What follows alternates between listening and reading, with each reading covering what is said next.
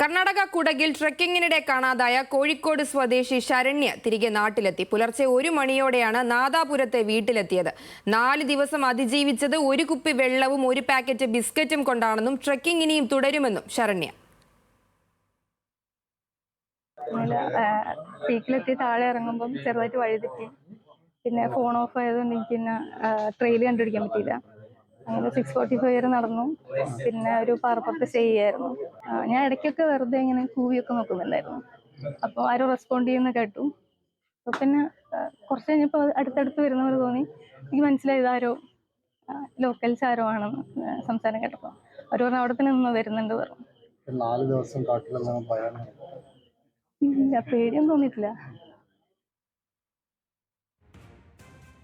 സരീഷ് ചേരുന്നുണ്ട് വിവരങ്ങളുമായി. സരീഷ്, അങ്ങനെ 4 ദിവസത്തെ തുടർച്ചയായ തെരച്ചിലിനൊടുവിൽ ശരണ്യെ കണ്ടുകിട്ടിയിരിക്കുന്നു. ശരണ്യ തിരിച്ച് വീട്ടിലെത്തിയിരിക്കുന്നു. വളരെ സന്തോഷമുള്ള ഒരു വാർത്തയാണ്. ശരണ്യയുടെ ആരോഗ്യനിലയൊക്കെ എപ്രകാരമുണ്ട്? നിലവിൽ ആരോഗ്യ പ്രശ്നങ്ങളില്ല എന്നുള്ളതാണ് ശരണ്യ ഇന്നലെ തന്നെ വ്യക്തമാക്കിയിട്ടുള്ളത്. താൻ ഈ കാട്ടിൽ ഒറ്റപ്പെട്ടെങ്കിലും അതിനെ അതിജീവിക്കാൻ, കാരണം ഇടയ്ക്ക് കടുത്ത മഴയും അതോടൊപ്പം തന്നെ ശാരീരിക തളർച്ചയൊക്കെ ഉണ്ടായിരുന്നു. അതിൻ്റെ ഭാഗമായി പാറയ്ക്ക് സമീപത്ത് വിശ്രമിക്കുകയായിരുന്നു. എന്നാൽ ശാരീരികമായി വലിയ പ്രയാസങ്ങൾ ഇപ്പോഴില്ല. ചില കാലുവേദന, അതായത് അത്രയും കിലോമീറ്റർ ഒറ്റയ്ക്ക് നടന്നാണ് പിന്നീട് അവിടെ പാറക്കൂട്ടങ്ങൾക്കിടയിൽ താമസിക്കേണ്ടി വന്നു. അതുകൊണ്ട് തന്നെ ചില ശാരീരിക ബുദ്ധിമുട്ടുകൾ ആ സമയത്തുണ്ടായിരുന്നു. പക്ഷേ ഇപ്പോൾ യാതൊരു പ്രശ്നവുമില്ല എന്നുള്ളതാണ്. ഇന്നലെ ഈ രക്ഷപ്പെടുത്തിയതിനു ശേഷം, രക്ഷാപ്രവർത്തനത്തിന് ശേഷം മെഡിക്കൽ ചെക്കപ്പ് ഉൾപ്പെടെ നടത്തിയിരുന്നു. അതിലൊന്നും തന്നെ വലിയ പ്രശ്നങ്ങളില്ല എന്നാണ് മനസ്സിലാക്കുന്നത്. കഴിഞ്ഞ 2-ാം തീയതിയാണ് ശരണ്യ ട്രക്കിങ്ങിനായി ഇവിടേക്ക് എത്തുന്നത്. ആ ട്രക്കിങ്ങിന്റെ ഭാഗമായി ആദ്യം ഹോട്ടലിൽ മുറിയെടുക്കുകയും പിന്നീട് തനിച്ച് യാത്ര ചെയ്യാൻ ഇഷ്ടപ്പെടുന്ന ശരണ്യ മല കയറുകയുമായിരുന്നു. ആദ്യഘട്ടത്തിൽ ശരണ്യ പറയുന്നതനുസരിച്ചാണെങ്കിൽ ഏതാണ്ട് മുകളിൽ എത്തിയപ്പോൾ ആളുകൾ തനിക്ക് മുന്നിൽ സഞ്ചരിക്കുന്നതായി കണ്ടിരുന്നു. അതിനുശേഷം വീണ്ടും താഴേക്ക് ഇറങ്ങാനുള്ള ശ്രമത്തിനിടെ ആളുകളെ പിന്തുടർന്ന് പോകുന്നതിനിടെ ഒരു ഷോർട്ട് കട്ട് എന്ന രീതിയിലേക്കാണ് താൻ പോയത്. ആ ഷോർട്ട് കട്ടിലേക്ക് പക്ഷേ എത്തിയപ്പോൾ നിഗൂഢ വനമായിരുന്നു. ആ നിഗൂഢ വനത്തിലേക്ക് കയറിയതിന് തൊട്ടു പിന്നാലെ തനിക്ക് വഴി തെറ്റി എന്ന് തിരിച്ചറിയുകയായിരുന്നു എന്നുള്ളതാണ് ശരണ്യ വ്യക്തമാക്കുന്നത്. പിന്നീട് തുടർച്ചയായി നടക്കുകയായിരുന്നു.